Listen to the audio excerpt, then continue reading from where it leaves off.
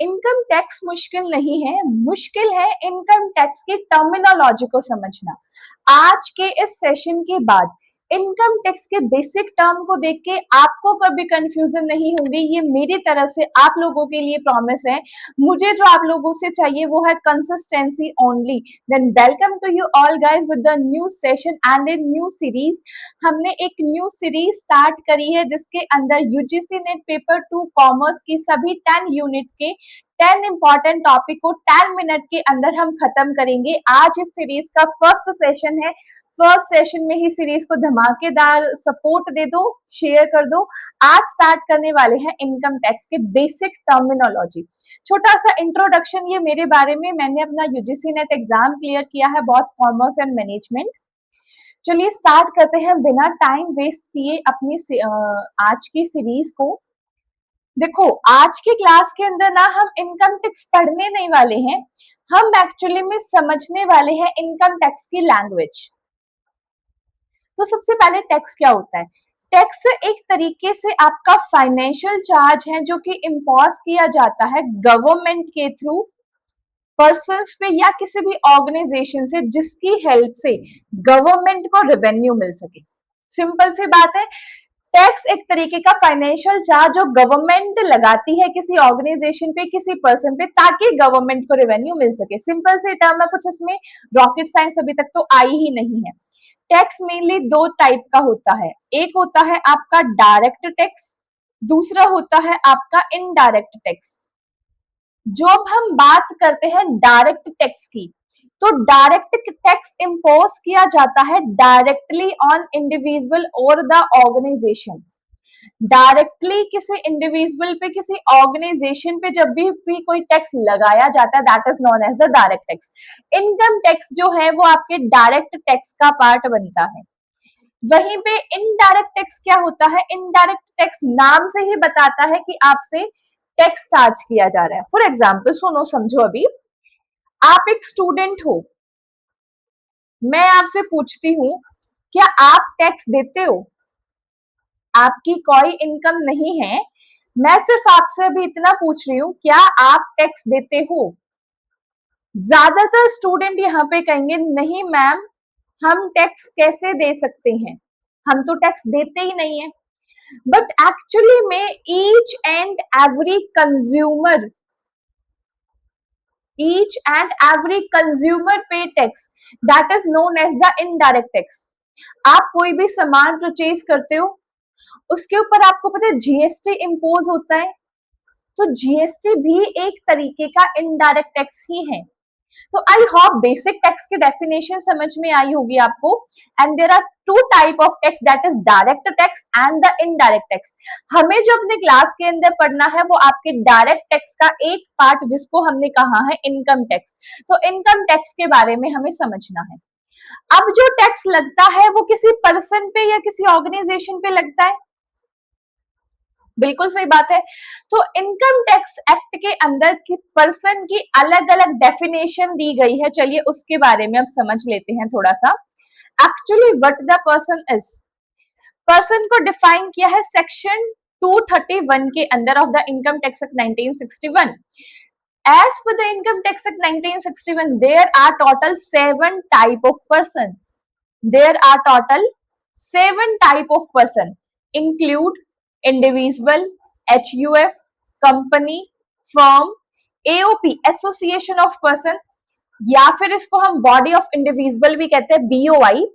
Next आपका local authority and at last आपकी artificial judicial person. अगर कंपनी भी आपकी आर्टिफिशियल जुडिशियल पर्सन होती है, बट ऊपर वालों को छोड़ के अगर कोई और बच गई, कोई और तरीके की ऑर्गेनाइजेशन बच गई, या आप कह सकते कोई नॉन प्रॉफिट कंपनीज बच गई, वो सारी आपकी आर्टिफिशियल जुडिशियल पर्सन के अंदर कवर होंगी। क्या यहां तक समझ में आया थोड़ा सा?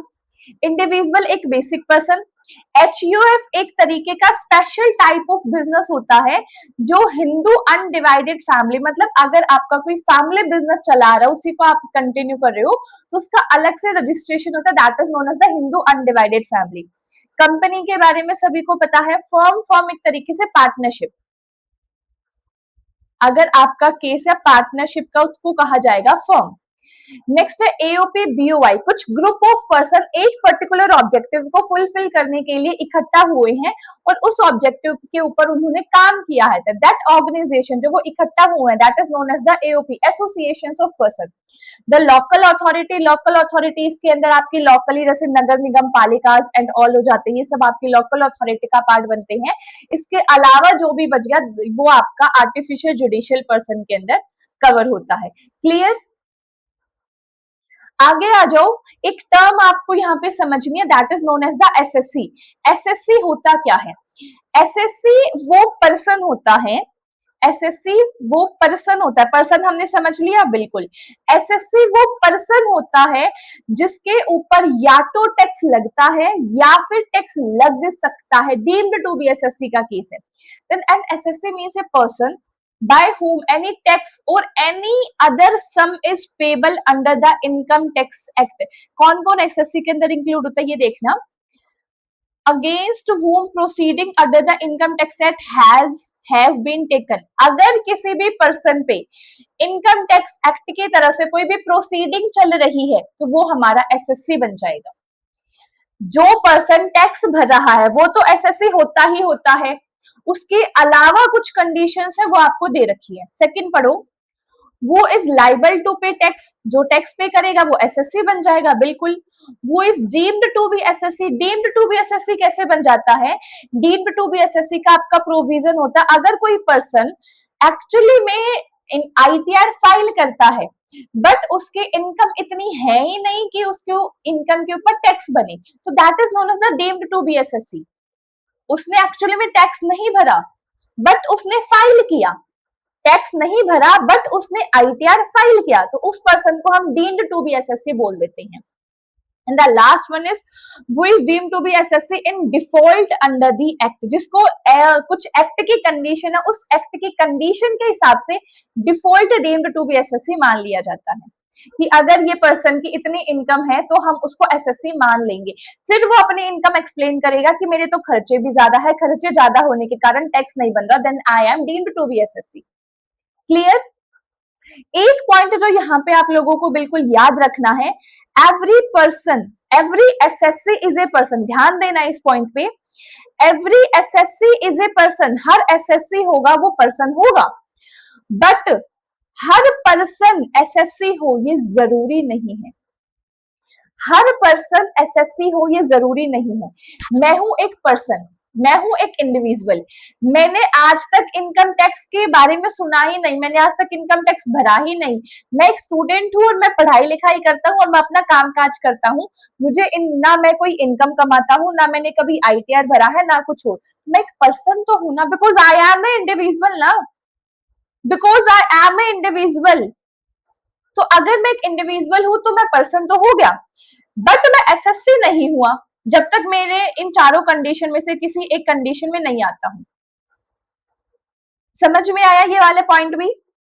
आगे बढ़ते हैं, एक कंसेप्ट आता है आपका प्रीवियस ईयर और असेसमेंट ईयर का, इसको ध्यान से समझना प्लीज, बहुत इंपॉर्टेंट कंसेप्ट है ये। प्रीवियस ईयर आपका वो साल होता है जिसके अंदर आप इनकम अर्न करते हो। मैं एक टीचर हूं, मेरे को इनकम अर्न हुई 1 अप्रैल से लेकर 31 मार्च तक, 1 अप्रैल 2025 से लेकर 31 मार्च 2026 तक मैंने यहाँ पे 10 लाख रुपीस इनकम अर्न की। ठीक है जी, अब जो ये इनकम मैंने 25 से 26 के टाइम पीरियड पे अर्न की, इस पे मैं टैक्स कब दूंगा?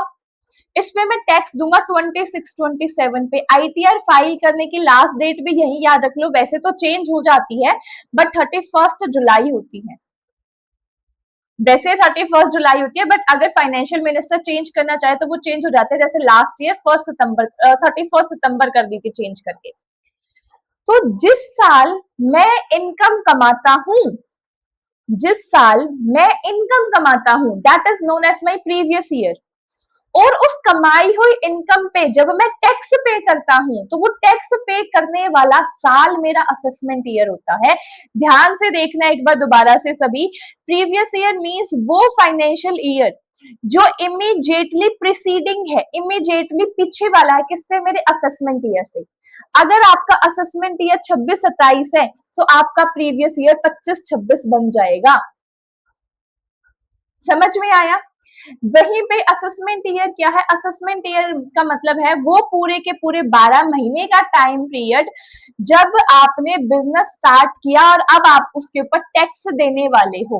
असेसमेंट ईयर हमेशा ही आपका 1 अप्रैल से स्टार्ट होता है, बट ये जरूरी नहीं है कि प्रीवियस ईयर भी आपका 1 अप्रैल से स्टार्ट हो। आपने बिजनेस शुरू किया 1 अगस्त को, 1 अगस्त 2025 को आपने बिजनेस स्टार्ट किया, तो आपका जो प्रीवियस ईयर होगा वो 1 अगस्त से स्टार्ट होके 31 मार्च 2026 तक बनेगा। बट जो आपका असेसमेंट ईयर होगा वो आपका 1 अप्रैल 2026 से 31 मार्च 2027 तक बनेगा। यानी कि असेसमेंट ईयर हमेशा 12 महीने का होता है और प्रीवियस ईयर आपका 12 महीने या उससे कम भी हो सकता है। ये कंसेप्ट भी समझ में आया? अब होता क्या है जर्नली केस के अंदर जो असेसमेंट ईयर है और जो प्रीवियस ईयर है वो सेम नहीं होते।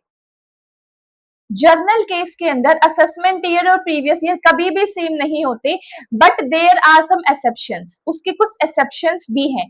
ये है आपकी 5 इंपॉर्टेंट एक्सेप्शंस जिस पे आप कह सकते हो कि प्रीवियस ईयर और असेसमेंट ईयर आपके बराबर होते हैं। कौन कौन सी है वो देखो। अगर किसी पर्सन का शिपिंग बिजनेस है तो उस टाइम पे कोई नॉन रेसिडेंट और उसका शिपिंग बिजनेस है, मुझे नहीं पता वो अगली बार दोबारा मेरी कंट्री में आएगा या नहीं आएगा, तो उसके लिए मैं बोलूंगी तूने अभी पैसा कमाया है, अभी की अभी मेरे को टैक्स दे के जा भाई तू। ये सेक्शन आपके 172 के अंदर बताया है कि कोई ऐसा नॉन रेसिडेंट पर्सन जिसका शिपिंग बिजनेस है उसके लिए असेसमेंट ईयर और प्रीवियस ईयर सेम हो जाएगा। जिस टाइम वो इनकम कमा रहा है मैं उसको उसी टाइम बोल दूंगी भाई पैसे देके जा, मुझे नहीं पता तू अगली बार आएगा नहीं आएगा। समझ में आया? नेक्स्ट है पर्सन लीव इंडिया। अगर कोई पर्सन परमानेंटली इंडिया को छोड़ के जा रहा है या फिर वो एजुकेशन पर्पस के लिए जा रहा है या फिर वो जॉब के लिए जा रहा है, तो जॉब के लिए जा रहे तो मुझे नहीं पता ना वापस आएगा नहीं आएगा, तो उस केस में भी मैं सेक्शन 174 के थ्रू असेसमेंट ईयर अपने प्रीवियस ईयर के अंदर उसे टैक्स चार्ज कर लेती हूँ। नेक्स्ट आता है आपका एओपी बीओआई एजेपी फॉर्म हुई है किसी पर्टिकुलर इवेंट के लिए। कोई भी ऑर्गेनाइजेशन फॉर्म हुई है किसी पर्टिकुलर इवेंट के लिए, जैसे ही वो इवेंट पूरा हो गया मैं उसी टाइम पे उनसे टैक्स ले लूंगी, क्योंकि जो ये 5 बच्चों का या 5 पर्सन का जो ये गठबंधन है जिसको मैंने एओपी नाम दिया है, ये एओपी तो एग्जिस्ट ही नहीं करेगा अगले साल। मैं टैक्स मांगूंगी किस पे? तो जिस ये पर्टिकुलर इवेंट के लिए फॉर्म हुआ तो वो इवेंट कंप्लीट हो गया तो मैं अभी टैक्स मांग लूंगी। That explain in the section 174A। Next आता है कोई पर्सन ट्रांसफर करता है अपनी प्रॉपर्टी को टैक्स को अवॉइड करने के लिए। जब भी आप प्रॉपर्टी को ट्रांसफर करते हो आपको ये पता है हर ट्रांसफर ऑफ प्रॉपर्टी पे आपका टैक्स अराइज होता है, that is because of the section 175। जब भी आप किसी प्रॉपर्टी को ट्रांसफर करोगे उस टाइम पे टैक्स अराइज होगा as per the section 175। And the last point is कि अगर कोई बिजनेस या प्रोफेशन डिसकंटिन्यू हो जाता है हम उसी टाइम उसे टैक्स मांग लेते हैं, बट इसके ऑप्शन मिलता है ऑनर को, अगर वो चाहे तो अभी भी टैक्स दे सकता है या फिर वो अगले साल भी दे सकता है। ध्यान रखना इसमें सेक्शन 176 में यह ऑप्शन दिया जाता है। क्लियर है यहां तक भी? आगे चले। उसके बाद आपका जो इंपॉर्टेंट टॉपिक आता है कि कोई भी पर्सन जो इनकम कमाता है उस इनकम के ये 5 हेड होते हैं।